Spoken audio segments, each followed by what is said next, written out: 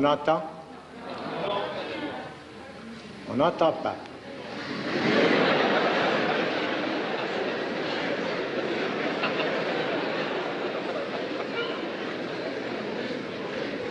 Et comme ça, entend-on. Ça va pas? Dites, ça va? Alors, la cravate, donc, était un obstacle. J'ai jamais la moindre intention de faire une conférence, mais j'ai un enseignement. J'ai fait ça pendant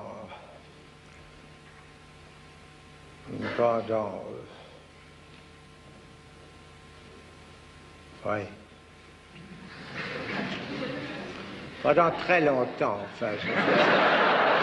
J'ai fait ça pendant 17 ans.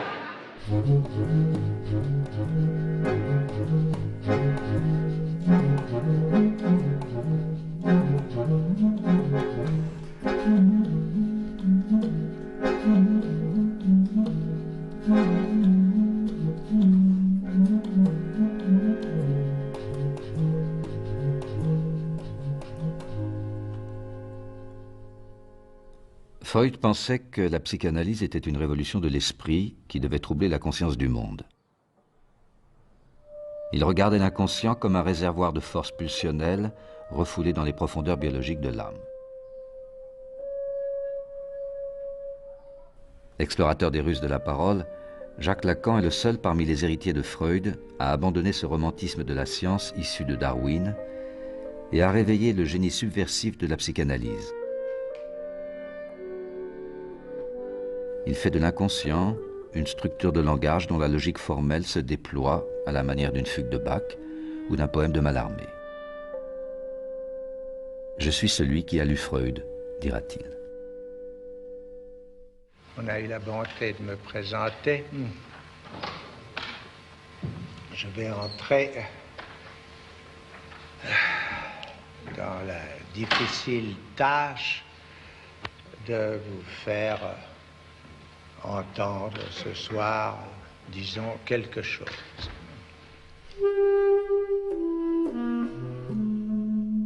Si l'on veut faire le point sur le passage de Freud à Lacan et l'émergence de la psychanalyse chez Lacan, il faut bien voir que ça suppose une reconstruction totale des concepts. Et, par exemple, le concept de sujet. Comment caractériser le sujet au moment où il apparaît clairement dans la doctrine lacanienne? Il apparaît, au fond, à partir de plusieurs éléments. Le sujet, d'abord, c'est ce qui doit être pensé dans la constitution du moi. Parce qu'avant de théoriser à fond le sujet, Lacan s'est d'abord interrogé sur le moi. Mais le moi, chez Freud, est un concept sans grand mystère. C'est le système perception-conscience. Et chez Lacan, sous influence philosophique, on pourrait voir comment, au moment du fameux écrit sur le stade du miroir, voilà que le moi devient le résultat de quoi?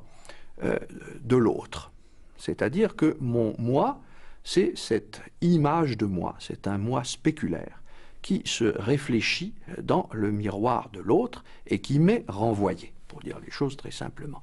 Et qui est renvoyé donc à qui? Eh bien, quelque chose d'assez énigmatique qui va bientôt s'appeler le sujet. Alors déjà, donc, en effet, le moi est foncièrement illusoire ou lieu d'illusion. Voilà comment Lacan approche le sujet.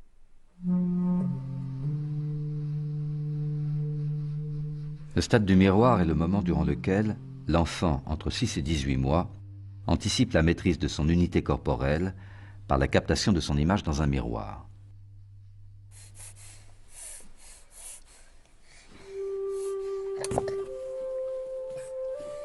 En 1936, Lacan s'inspire de la légende de Narcisse, condamné par les dieux à se noyer dans la contemplation de son reflet.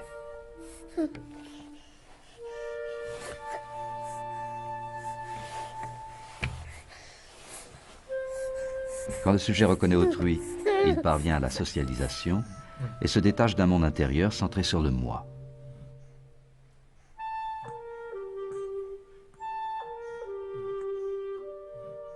Quand au contraire il régresse vers le narcissisme primaire, il s'abandonne à un univers fermé où l'autre n'existe pas.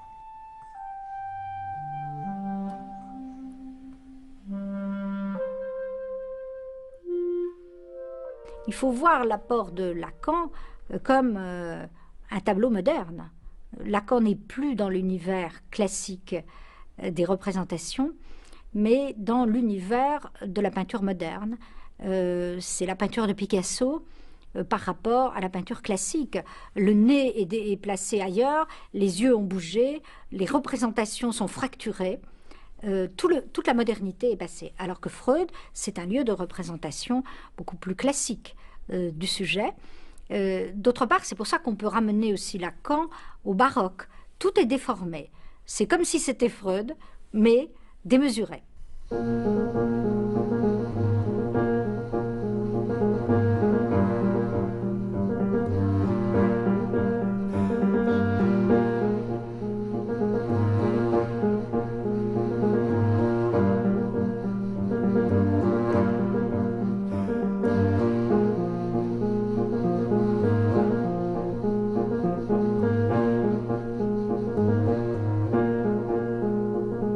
Né à Paris le 13 avril 1901, dans une famille de vinaigriers orléanais, Jacques Lacan était issu de la moyenne bourgeoisie catholique et bien pensante.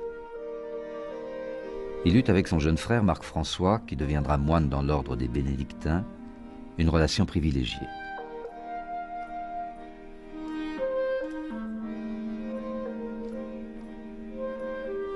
Durant ses études au collège Stanislas, il s'initie à l'œuvre de Nietzsche et de Spinoza, puis rejette le catholicisme.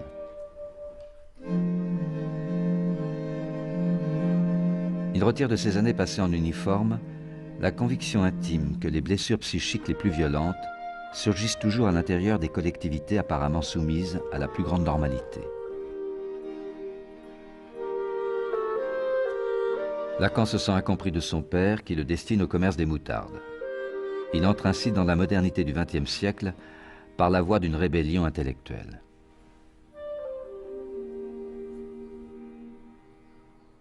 Désireux d'explorer l'essence de la folie dont il avait perçu les ombres dans sa propre famille, il s'oriente vers la psychiatrie. À l'hôpital Sainte-Anne, il se confronte à la souffrance de l'asile et se passionne pour la paranoïa, une forme de folie tellement cohérente que Freud l'a comparée à un système philosophique. Lacan fait de la paranoïa un mode de raisonnement logique, inscrit au cœur de la personnalité humaine. Évidemment, on pourrait s'interroger sur le thème même de la paranoïa. Ça a beaucoup compté pour Lacan, on le sait, puisque c'est le sujet de sa thèse de doctorat. Ça compte dans le surréalisme par Salvador Dali. Or, la paranoïa, c'est la quête de la vérité. Et la supposition du paranoïaque, c'est que, quel que soit le désordre des apparences, il doit y avoir quelque part un réel caché, dont lui est absolument certain, et qui donne son sens à tout ce qui a lieu. Et ce réel, généralement, c'est un complot ou un crime préparé contre lui. Et bien, ça, c'est la structure même de notre quête de la connaissance. Et donc, quand nous voulons connaître les choses obscures, les choses cachées, comme disaient les sceptiques, nous sommes nécessairement paranoïaques. Donc la paranoïa, la psychose, éclairerait la structure même du désir de connaître, dont tout le monde sait depuis Aristote que c'est le désir de la science. Alors ça, je crois que ça fascine Lacan, parce que ça veut dire que le fond de l'esprit est délire, et si le fond de l'esprit est délire, là je reprends une formule de Deleuze, mais qui est tout à fait adéquate, la vérité est au bout de cette quête délirante.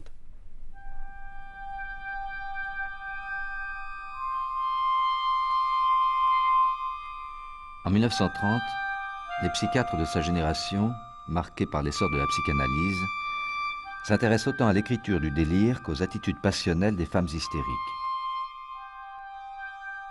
L'hystérie et la paranoïa dessinent pour eux, comme pour les poètes surréalistes, les contours étranges d'une vérité convulsive qui les renvoie aux égarements d'un monde en proie au déclin des valeurs classiques de la raison et du progrès.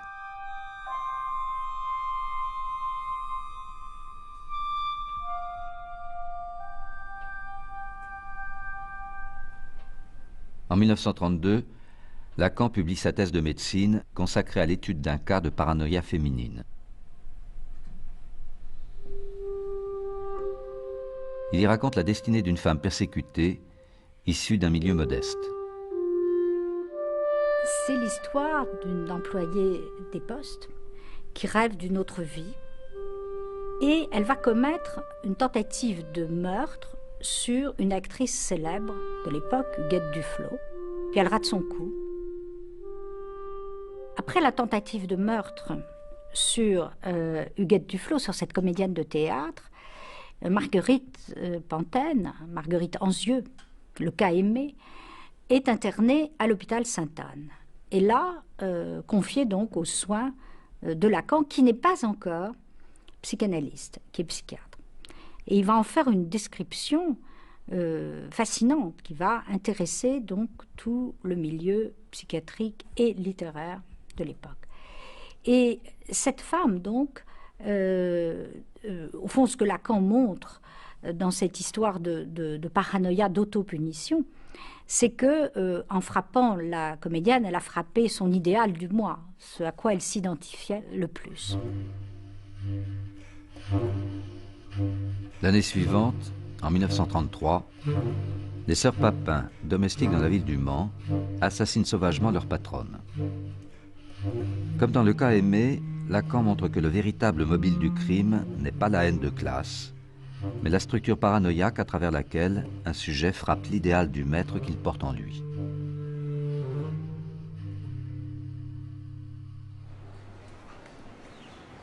À l'hôpital Sainte-Anne, chacun s'interroge sur les extases de ces femmes aliénées. Selon Lacan, cette folie féminine ressemble à un théâtre de la cruauté surgi d'un temps immémorial.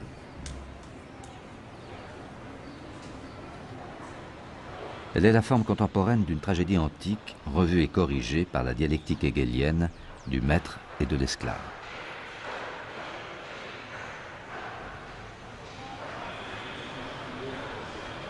À partir de 1934, Lacan suit le séminaire d'Alexandre Kojève sur la phénoménologie de l'esprit de Hegel, paru en 1807 et non encore traduit en français.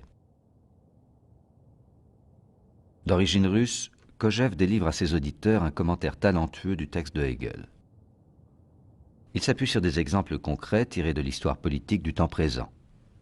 Georges Bataille et Raymond Queneau sont les adeptes de cet enseignement oral dont Lacan imitera le style. Ce que retient, semble-t-il, Lacan des leçons de Kojève, c'est l'insistance qu'a eue celui-ci à interpréter tout le système hegelien en fonction de la dialectique du maître et de l'esclave. Et la dialectique du maître et de l'esclave, qui s'origine elle-même dans la lutte à mort des consciences, permettait à Lacan de penser le sujet. C'est-à-dire que le sujet est divisé. En effet, pour reprendre le schème très général, le génie hegelien consistait à découvrir que quand j'essaye de prendre certitude de moi-même, c'est-à-dire de mon existence, je suis obligé de demander la reconnaissance de cette existence à l'autre. Et par conséquent, l'autre devient le maître de mon propre être.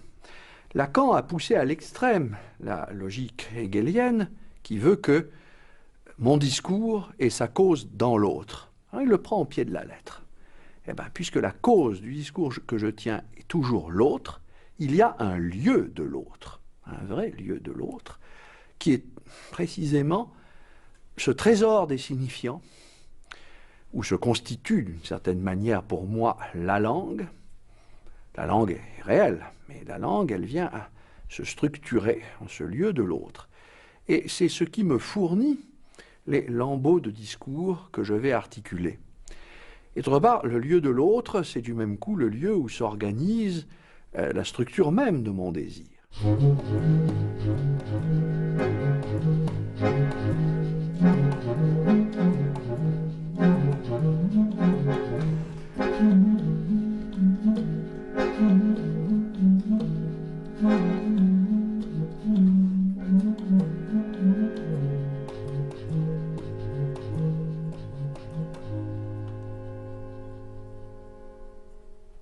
En 1934, Lacan épouse Marie-Louise Blondin, dont il aura 3 enfants, Caroline, Thibaut, Sibylle.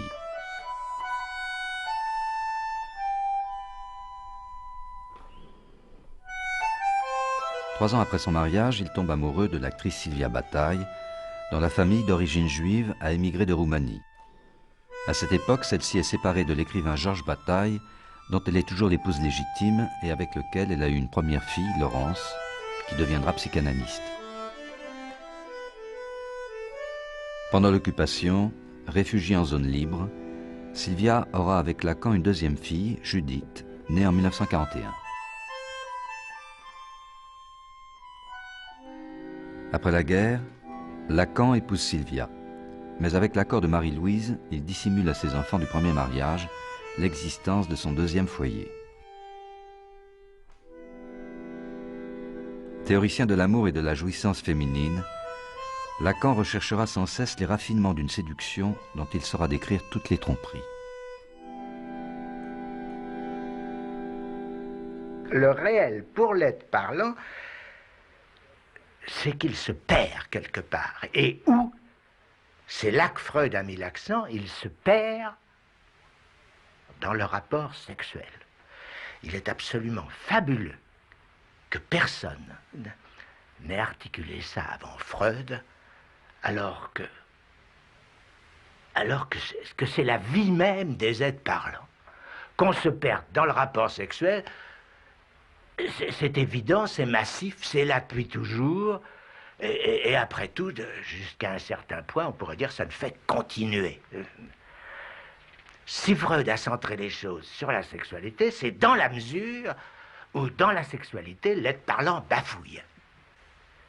Est-ce qu'il a ou non le sentiment qu'il y a quelque chose qui se répète dans sa vie, toujours la même, et que c'est ça qui est le plus lui? Qu'est-ce que c'est que ce quelque chose qui se répète? Un certain mode du jouir.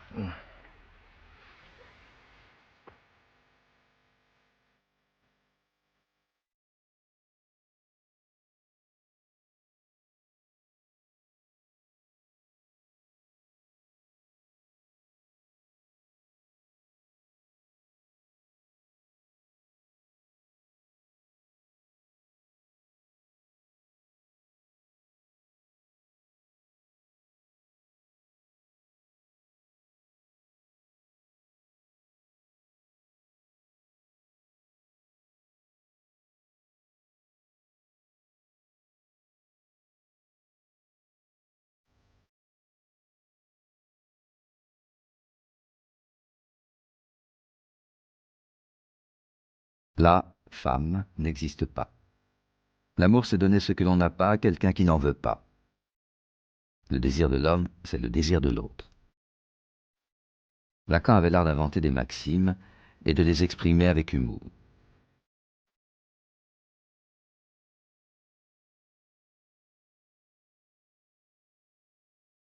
Juliette Mitchell, militante féministe engagée dans la lutte anticoloniale, a été la première à introduire la pensée de Lacan dans le monde anglophone avant de devenir elle-même psychanalyste. In England, I would like to say, and I hope I'm not glamorizing it in a sort of nostalgic, retrospective way, but I think we made Lacan our own, and we were often criticized. I personally was criticized for a misuse of Lacan, but I think it was an appropriation for a political purpose. It wasn't simply that we were stupid and didn't really understand the subtleties of Lacan. Possibly we were, that's a possibility, but that wasn't really the main thrust of the situation. The main thrust of the situation was to use Lacan for a political argument, first of all from the left and, not secondly, but simultaneously from the left and for feminism. Because, you see, feminism came into England with this very strong slogan, the personal is the political. You couldn't find women in any of the literature, any of the statistics about education, about work or anything in the 60s. Women did not exist. They were not a category. I think people forget now that it was not a category, women. So here was a theory, in a sense, that spoke to the non-category of women. So there was a double thrust for Lacan. Lacan was very interested, of course, in the family early on in his writings. And then he became interested in what, again, became almost sloganized, the woman does not exist, with a line through the la femme, does not exist. And that combination of women not existing, or the woman not existing, and an interest in the family spoke exactly to the situation that our investigations were finding in English culture at the time. Lacan repère quelque chose de spécifique à la femme, aux femmes, à la jouissance féminine, à la sexualité féminine, mais sans en faire une nature, sans remettre l'ordre de la naturalité dans cette affaire. Il n'assigne pas les femmes à la place du maternel automatiquement, mais il saisit quelque chose d'une folie féminine.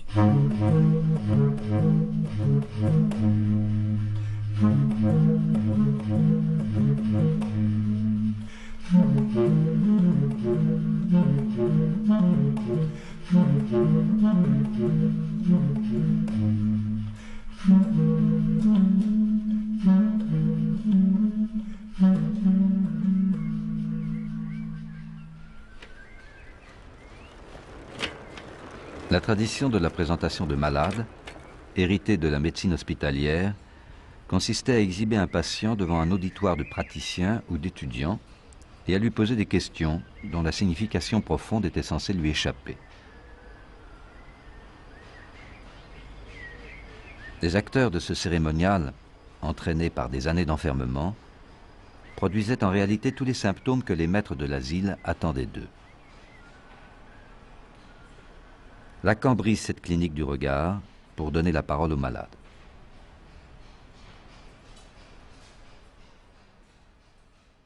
Analysé par Lacan, le psychanalyste Jean-Bertrand Pontalis assiste à ces présentations tout en participant au fameux séminaire dont il transcrit des résumés.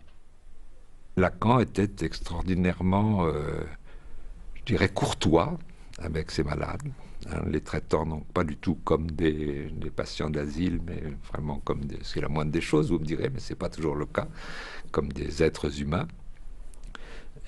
Et les amenait peu à peu, créant vraiment une atmosphère de confiance, à les laisser parler très, très librement. Alors pour l'anecdote, parce que c'est assez savoureux, je me souviens qu'une fois il y avait une femme qui était une paranoïaque qui se plaignait qu'on l'a suivie partout. On me suit, on me suit, on me suit, on me suit, on me suit. Et Lacan, à la fin, lui dit « Ne vous inquiétez pas, chère madame », parce qu'il disait « chère madame », je vais trouver quelqu'un pour vous suivre. En entendant par là pour un médecin qui pourra vous traiter.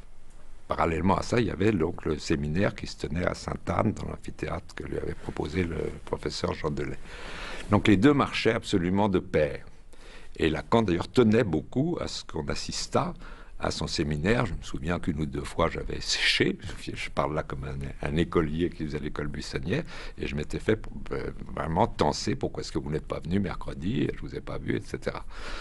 Alors pourquoi ça marchait de pair? Parce que là on avait ce séminaire qui était pour moi celui des Lacan des grandes années, hein, Lacan alors là extraordinairement brillant, éveillant, enfin on avait l'impression, tous ceux qui assistaient, qui n'étaient pas, ça faisait pas une foule, on était peut-être une centaine, de participer, pas seulement d'assister, mais de participer à la naissance de la psychanalyse, de la réinventer, comme si nous étions des pionniers, comme peut-être ont pu l'être les premiers disciples de Freud. C'était une parole, ça j'insiste beaucoup là-dessus, en mouvement, comme si lui-même, dans ces années-là, était en train aussi d'inventer et de s'inventer.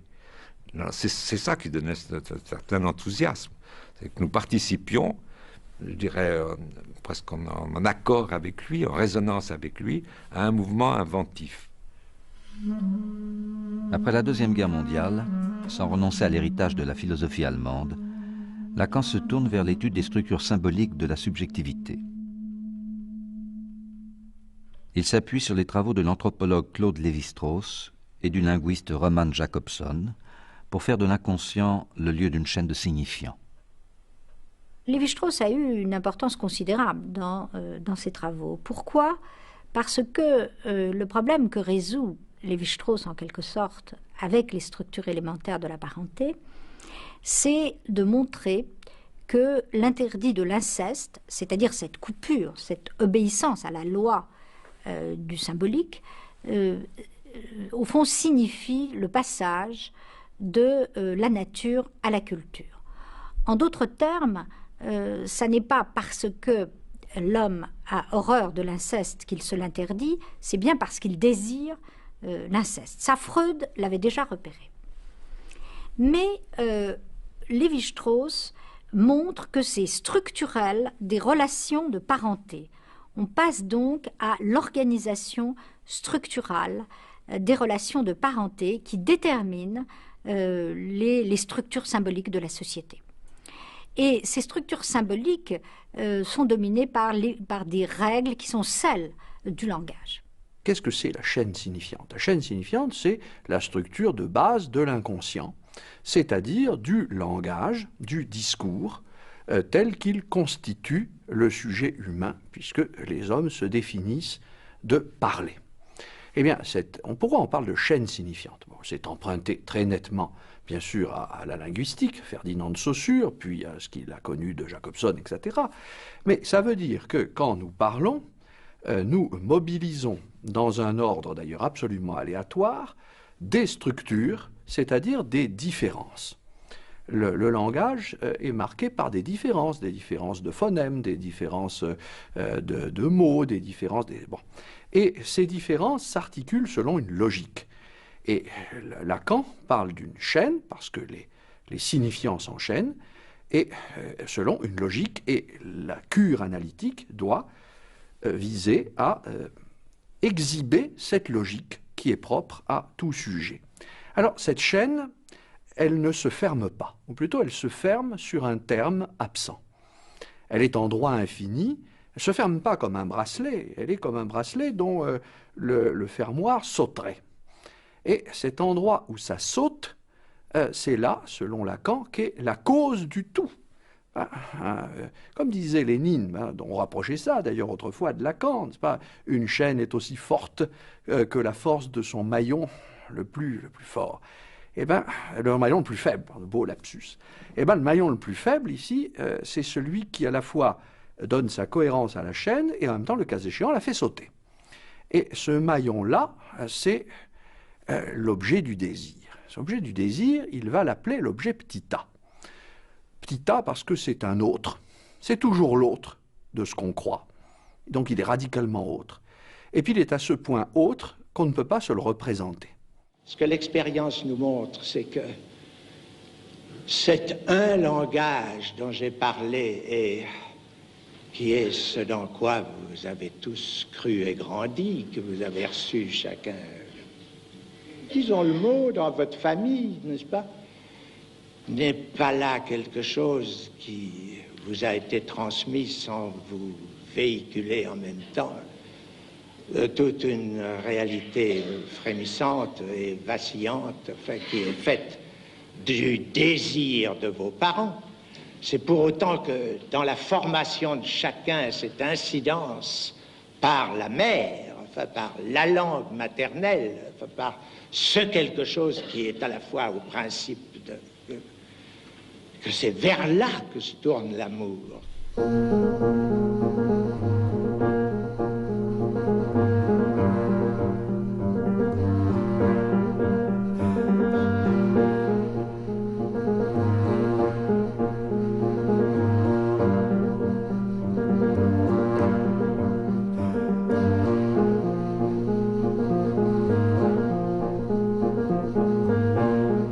Pionnière de la psychanalyse, Marie Bonaparte se pensait en 1950 comme la seule héritière française de Freud, dont elle célébrait pieusement la mémoire avec l'appui de l'IPA, l'International Psychoanalytical Association, fondée par Freud en 1910. L'IPA était alors dominée par une corporation de cliniciens honorables, majoritairement anglophones, et peu ouverts à la virtuosité des spéculations lacaniennes. Critiqué par les tenants de cette légitimité, Lacan quitte la Société psychanalytique de Paris et participe en 1953, avec Daniel Lagache, Serge Leclerc, Vladimir Granov et François Perrier, à la création de la Société française de psychanalyse. Son amie Françoise Dolto, fondatrice d'une nouvelle approche psychanalytique de l'enfance, lui apporte son soutien. Ils vont donc fonder la Société française de psychanalyse, qui va durer 10 ans et qui va être un bouillon de culture pour toute la jeunesse de l'époque. Et c'est Lacan qui va former, soit en étant l'analyste, le contrôleur, le maître, l'initiateur, l'éveilleur, par ces séminaires qui ont lieu à l'hôpital Sainte-Anne à ce moment-là, puis la présentation de malades, le grand rénovateur, le grand réinventeur de la psychanalyse en France. Et cette génération ont l'impression d'être les pionniers de quelque chose de nouveau autour de Lacan. Mais ils voudraient bien aussi rester dans l'IPA, dans cette légitimité freudienne où ils ne sont plus puisque leurs maîtres ont démissionné. La caractéristique de Lacan, c'est qu'il conteste l'ensemble, qui se prend pour Freud, et qui est le seul à dire « je retourne aux origines, retour au sens de Freud », et non pas post-freudisme, et non pas dépassement de Freud. Il se pose donc comme le refondateur. Et le refondateur est transgressif, il ne respecte aucune règle. Donc, pour l'IPA, c'est inacceptable, que ce soit la durée des séances, que ce soit, on veut bien accepter bien sûr son enseignement, on accepte tout à fait l'enseignement de Lacan, mais qu'il reste dans l'IPA comme philosophe, théoricien, mais surtout pas comme formateur d'élèves. Lacan va se trouver dans une situation qui n'a jamais été celle de Freud, c'est-à-dire de fonder son école en étant le directeur de l'école. C'est-à-dire Lacan va exercer, en fondant l'école freudienne de Paris en 1964, des fonctions que Freud n'a jamais exercées. Il est à la fois le maître à penser, l'analyste, le chef politique de son école, il cumule toutes les fonctions, alors que Freud avait délégué le pouvoir, disons politique, à ses disciples. Je fonde, aussi seul que je l'ai toujours été dans ma relation à la cause psychanalytique, l'école française de psychanalyse, dont j'assurerai pour les 4 ans à venir, dont rien dans le présent ne m'interdit de répondre, personnellement la direction. Unique en son genre, l'aventure de l'école freudienne de Paris s'achèvera 16 ans plus tard, en 1980. Elle aura permis à Lacan de placer le désir d'être analyste au cœur de la formation des didacticiens. L'inconscient reste le cœur de l'être pour les uns, et d'autres croiront me suivre à en faire l'autre de la réalité. La seule façon de s'en sortir, c'est de poser qu'il est le réel, ce qui ne veut dire aucune réalité.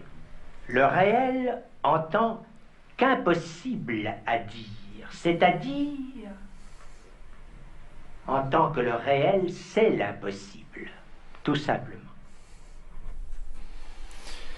Écoutez, ça me fait un très drôle d'effet, presque d'inquiétante étrangeté, parce que je entends la voix de Lacan, et en même temps, j'ai si souvent imité, vous voyez, transfert pas mort, que je ne sais pas si c'est moi que j'entends ou si c'est lui. Et bon, là, il est là tout entier, dans le suspens dont je parlais tout à l'heure, dans la formule définitive qu'il laisse, évidemment, est très énigmatique. Le réel, c'est l'impossible c'est le réel en tant que... Bon, on est un peu perdu et on se dit, c'est peut-être génial, c'est peut-être moi qui comprends rien. Ça me rappelle d'ailleurs que Lacan disant, alors qu'il y avait quand même dans le début de ces séminaires, il y avait des gens comme Merleau-Ponty, Hippolyte Venet, Ricoeur, bien d'autres. Je l'entends encore dire, peut-être pas s'adressant à eux, mais à l'auditoire en général. Mais enfin, vous allez commencer à l'ouvrir, votre comprenoir. Voilà. Bon. Voilà. Donc, je peux pas dire que ça m'émeuve, parce qu'il a quand même un côté un peu comédien, même très comédien. Il en remet un peu comme il en remettait dans sa bêture, avec ses vestes, ses cols Mao à l'époque, et puis ensuite les fameux cigares torsadés. Bon, alors quand il a commencé ses séminaires, ça m'a beaucoup intéressé. Et quand je comprenais, je trouvais ça génial, parce que ça recouvrait en quelques mots une expérience de multiples cas. Et ça, c'est ça la symbolisation. Ouais. Bon. Donc, je me suis dit, ce gars-là, il parle de choses. Donc, le reste que je ne comprends pas, ça doit être de la mémo. Ma vieille travaille pour essayer de le comprendre. Mais je dois dire que j'ai eu beau travailler dans ces séminaires, quand je les écoutais, parce que je les ai suivis longtemps, il y avait des perles que je comprenais, puis le reste, c'était plutôt un climat peut-être en la mineur.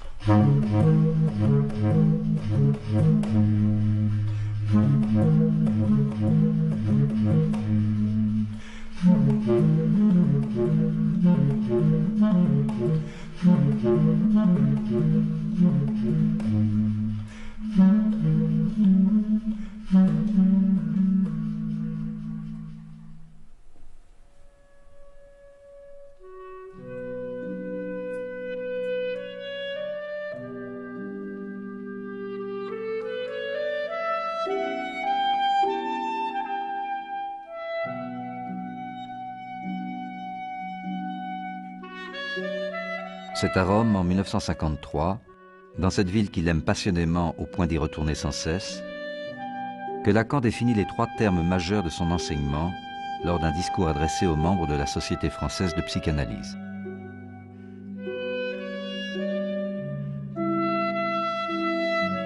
Le symbolique, l'imaginaire et le réel. Les 3 registres par lesquels j'ai introduit un enseignement qui ne prétend pas innover, mais rétablir quelque rigueur dans l'expérience de la psychanalyse, les voilà, jouant à l'état pur dans leur rapport le plus simple. Les 3 registres par lesquels Lacan veut rétablir la psychanalyse dans sa dignité, au fond. 3 registres qui sont noués. Et c'est ça qui veut dire 3 concepts fondamentaux, au sens de la plus ancienne tradition philosophique, où le platonisme, ou l'aristotélisme, ou le stoïcisme avaient des concepts fondamentaux. C'est très, très impressionnant d'entendre cette prétention à la fondation. Fondation. Et le réel comme ce qui permet au symbolique et à l'imaginaire de se nouer, et qui se noue lui-même aux 3 autres. De sorte que, si l'on dénoue ces 3 termes les uns des autres, la structure fondamentale, on pourrait dire de l'être, s'effondre. Qu'est-ce que l'imaginaire? Pour Lacan, ça va être le lieu des illusions du moi. Mais attention, ces illusions existent. Elles forment notre psychisme. Nous vivons dans un monde d'illusions, de représentations qui nous marquent à vie et qui resteront d'ailleurs. D'où la fameuse topique de Lacan, dans laquelle 3 termes sont importants: symbolique, imaginaire, réel. Le symbolique, qui est en quelque sorte le primat, qui nous détermine, qui fait loi, c'est la fonction symbolique au sens de Lévi-Strauss. C'est l'idée qu'on est dominé par des structures qui peuvent être sociales, qui peuvent être des structures symboliques, des structures de langage. Le réel, c'est ce qui échappe à toute symbolisation, le lieu de la folie, des pulsions, de l'émergence de l'illimité. Donc le réel suscite l'imaginaire et le symbolique, et s'articule à eux. Mais vraiment, je crois qu'il faut comprendre le réel lacanien, comme bien sûr le manque, on dit toujours, le cas échéant, ce qui ne peut se manifester que dans le rien. Mais le rien, c'est ce qui est là, ce qui revient là. Non pas l'existant qui est là, mais le fait pour lui d'être là. Voilà. C'est en ce sens que Lacan est un formidable réaliste et se rattache à toutes les grandes écoles réalistes de la philosophie.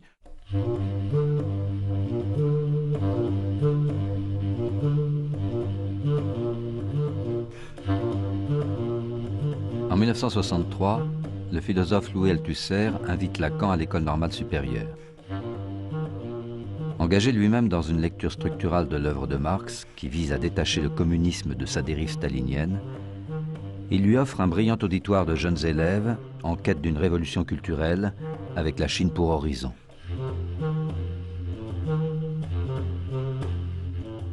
Parmi eux, Jacques-Alain Miller se met avec fougue au service du texte lacanien. Il épousera Judith et deviendra le rédacteur des séminaires de son beau-père.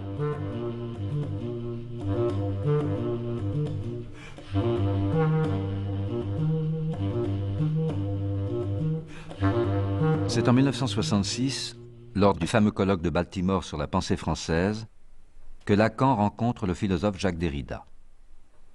Il cherchait à la fois à me séduire et à m'attirer dans son champ d'appartenance, dans sa discipline, disons.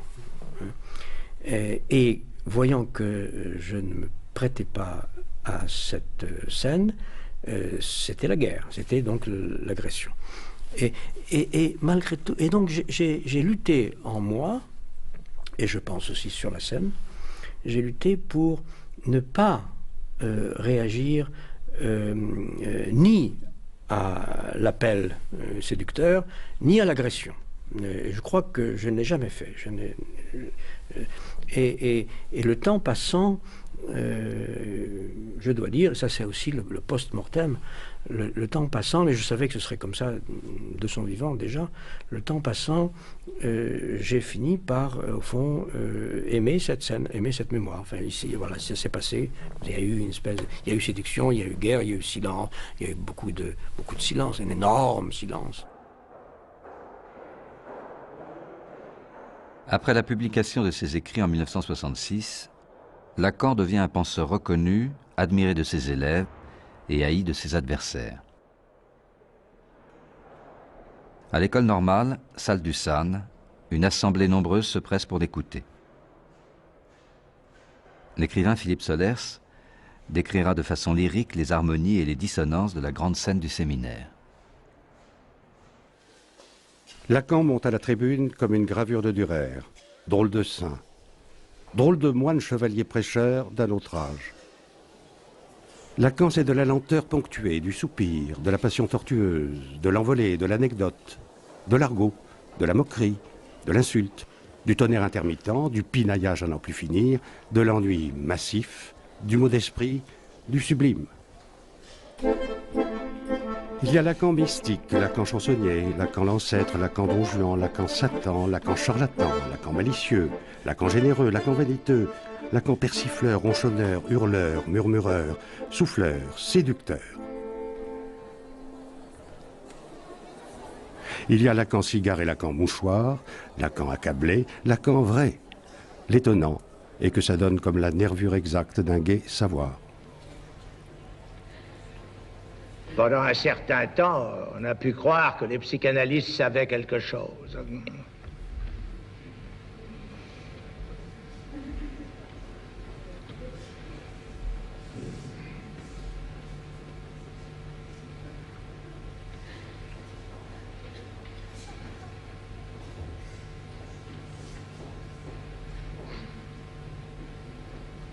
Mais ça n'est plus très répandu.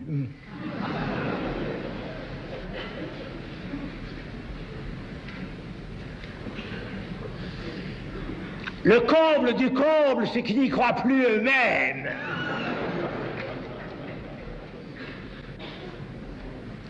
En quoi ils ont tort?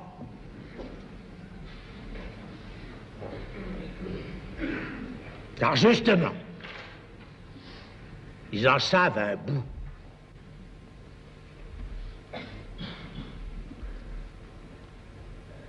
Seulement, exactement comme pour l'inconscient, dont c'est la véritable définition, ils ne savent pas qu'ils le savent.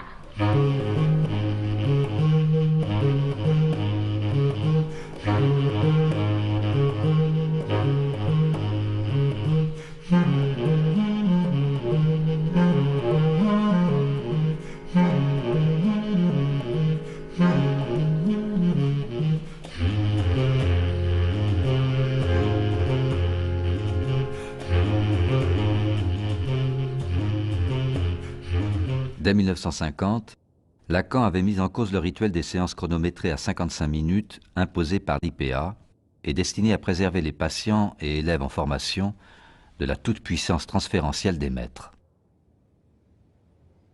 Lacan pulvérise cette règle. Il invente celle de la séance à durée variable qui conduit l'analyste à intervenir dans la cure par des césures ou par des interprétations afin que l'analysant explore plus rapidement ses fantasmes inconscients et perde moins de temps à énoncer des paroles vides.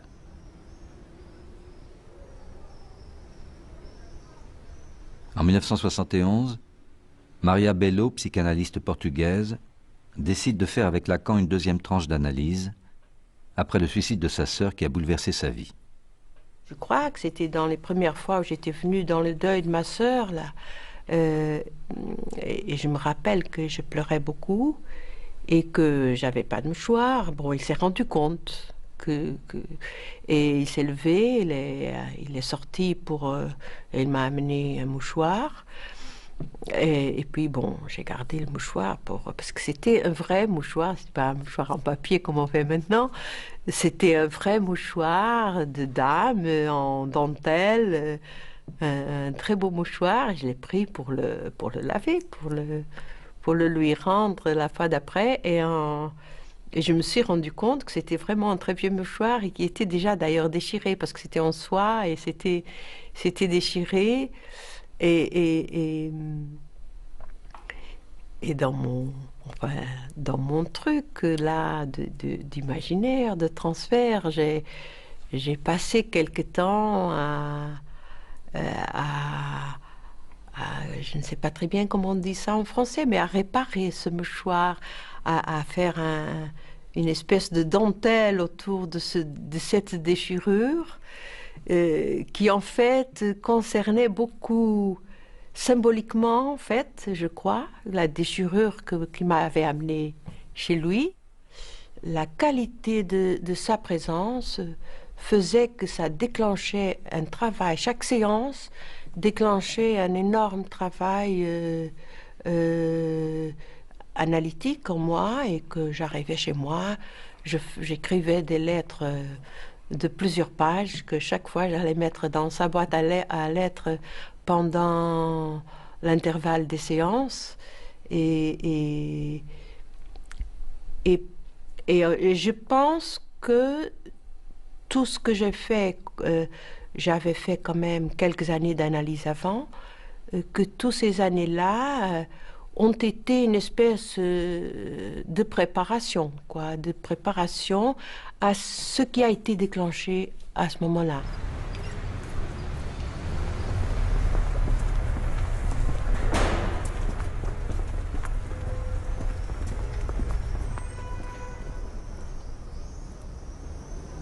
À l'âge de 70 ans, angoissé de n'avoir pas assez de temps pour transmettre son enseignement, Lacan commence à prendre en analyse tous les disciples qui lui vouent un amour immodéré. Sans justification clinique, il transforma progressivement l'expérience de la cure en un laboratoire de l'extrême et finit par raccourcir à quelques minutes la durée de la séance. Lacan a en quelque sorte inscrit cette pratique, je l'ai même expliqué jusqu'à la dissolution même de la séance. D'abord parce qu'il ne pouvait refuser personne en analyse dans cette position de maître sollicité. Que d'autre part, sa passion lui donnait une écoute très particulière, même dans cette absence de temps, qui était remplacée dans le dispositif de la rue de Lille et de son appartement par autre chose. Ceux qui ont eu cette expérience des limites, en quelque sorte, et je dis bien de l'impossible, des limites, de quelque chose d'impossible, en quelque sorte, de cette séance ultra courte, ont pu en retirer des choses négatives, quelquefois des choses positives, mais ils ont participé à une aventure unique. Ce que j'ai appris dans l'analyse lacanienne, c'est beaucoup plus la façon de couper la science, c'est-à-dire la façon de se servir de l'arrêt d'une séance comme une interprétation ou comme une façon de faire sentir, de faire entendre, écouter au patient ce qu'il vient de dire ou ce qu'il est en train de dire.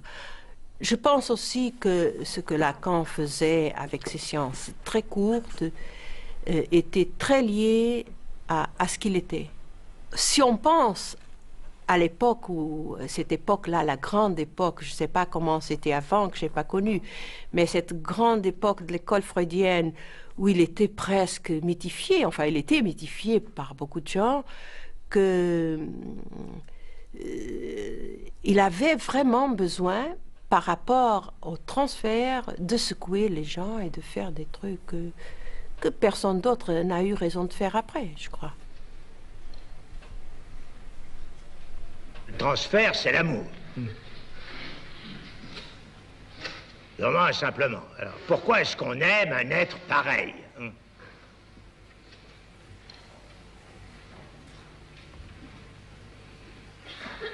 Je laisse pour l'instant la question en suspens. J'en ai donné une formule, et c'est à propos du transfert que j'ai parlé dans des termes qui sont pleins de pièges. Comme d'habitude. Comme dans tout ce que je dis, bien sûr. Pourquoi dirais-je autre chose que ce dont il s'agit, justement, dans ce qu'il en est de l'inconscient?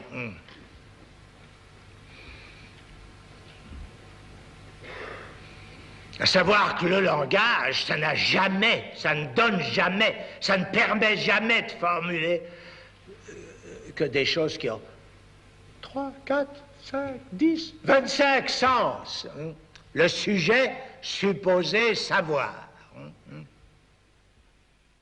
I think that it's very interesting that Lacan has been so successful in the literary departments of universities or the film departments of universities because there's there a love of theory, and he's been very marginalized clinically in the Anglo-Saxon world in general. Now, I think there's a complex reasons for this marginalisation of Lacan clinically. First of all, it is for the very good reason that his theory has been very influential within the university world, but for bad reasons that he has been really denigrated for his clinical work. Probably he was a difficult clinician to deal with, and I think there are all sorts of things that happened within his clinical practice which gained notoriety. In England, rumours, there were just rumours about the numbers of suicides and this sort of thing, that the very notion that Lacan was working at that psychotic edge frightened people, that he was working too close to psychosis, and there was something within his clinical practice which matched with his theoretical understanding, obviously, which, as it were, privileged the psychotic. And that was seen to be very dangerous, and perhaps it was. Contrairement à d'autres cliniciens, Lacan avait toujours accepté de recevoir en analyse des patients psychotiques ou suicidaires. Parfois, il ne parvenait pas à éviter les passages à l'acte.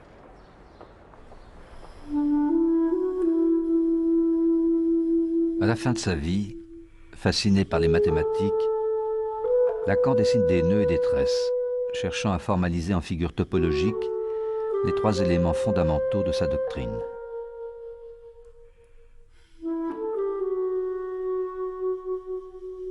Atteint de troubles cérébraux, il perd progressivement la parole devant les auditeurs de son séminaire. Chacun regarde le vieil homme silencieux, privé de cette voix fulgurante et tragique qui avait tenu en haleine des générations d'intellectuels et de praticiens.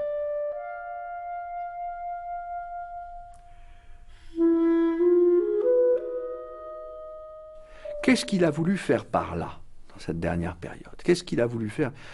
Il a, semble-t-il, parlé de moins en moins.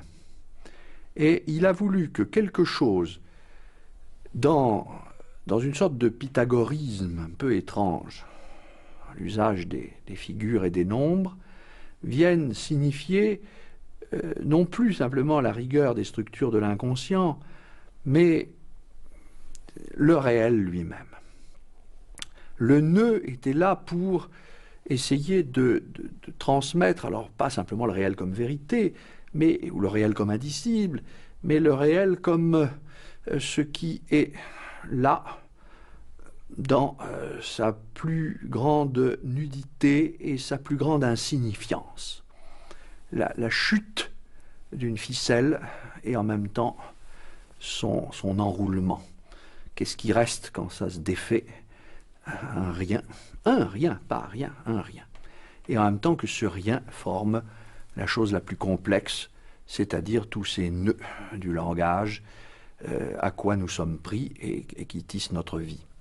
Je n'imagine pas que quelqu'un qui était engagé comme il l'a été, avec une passion, non seulement du signifiant, comme il dit, mais de la vérité, au sens où il se sert de ce mot-là, qu'une telle passion de la vérité, là où le sens même du mot vérité était si difficile à faire entendre, hein, je n'imagine pas qu'une telle personne peut vivre autrement que tragiquement.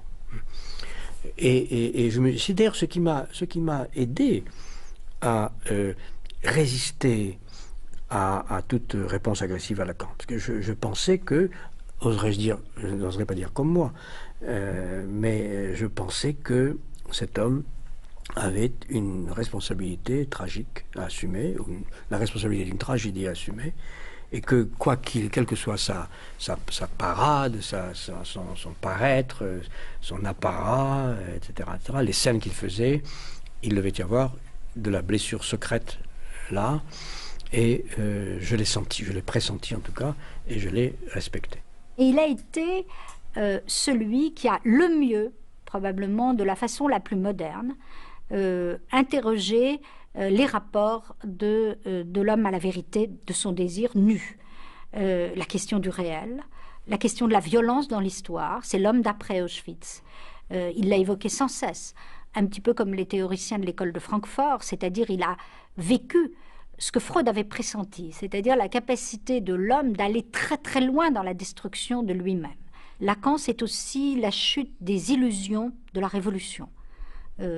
Ça compte beaucoup. Qu'est-ce qui va rester quand on sera revenu de toutes les illusions de l'engagement révolutionnaire?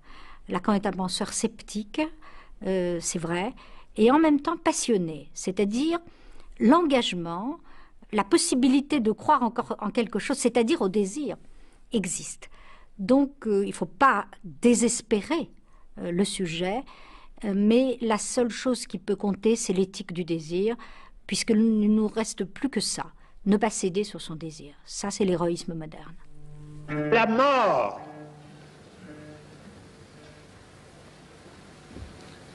est du domaine de la foi.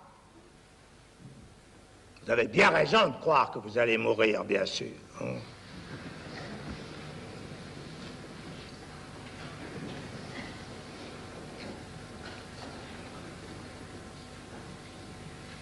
Ça vous soutient.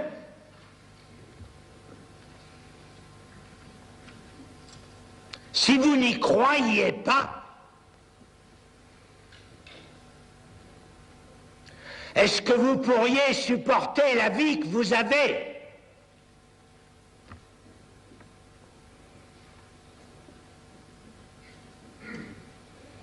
Si on n'était pas solidement appuyé sur cette certitude que ça finira,